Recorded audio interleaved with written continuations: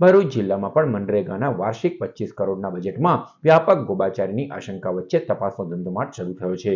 દાહોદમાં મંત્રી બચુ ખાબડના પુત્રો દ્વારા મનરેગાના કામોમાં કરોડો રૂપિયાના કૌભાંડો બાદ હવે રાજ્યના વિવિધ જિલ્લાઓમાં પણ મનરેગામાં કામોની તપાસ શરૂ કરી દેવાઈ છે.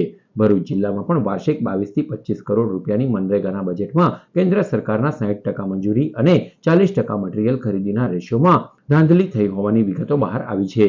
જેના ભાગરૂપે રાજ્ય સરકાર દ્વારા ભરૂચના સંબંધિત અધિકારીઓ સામે તપાસ કરવા આદેશ કરવામાં આવ્યા હોવાની માહિતી મળી રહી છે. કેન્દ્ર સરકારની મનરેગા યોજના હેઠળ ગરીબ લોકોને મજૂરી સાથે રોજી રોજગાર મળી રહે તે માટેના ગ્રામ્ય વિસ્તારોમાં થતા કામોમાં સરપંચથી લઈ ઉપર સુધીના પદાધિકારીઓ અને અધિકારીઓના વેળાટીપણામાં કરોડોના કૌભાંડો થઈ રહ્યા છે.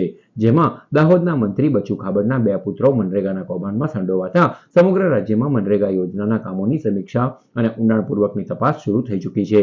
ભરૂચ જિલ્લામાં પણ મનરેગા યોજના હેઠળ થતા કામોમાં વ્યાપક ભ્રષ્ટાચાર થઈ રહ્યો હોવાના ગણગણાટ શરૂ થઈ ગયો છે. સૂત્રોમાંથી મળતી માહિતી મુજબ ભરૂચ જિલ્લામાં મનરેગા યોજના હેઠળ થતા કામોમાં પણ ગોબાચારી થઈ હોવાનું બહાર આવી રહ્યું છે. બજેટના રેશિયામાં ખાયકી અંગે જિલ્લાના એક પદાધિકારીએ આ અંગેની ફરિયાદ રાજ્ય સરકારમાં કરતા તપાસના આદેશ કરાયા છે.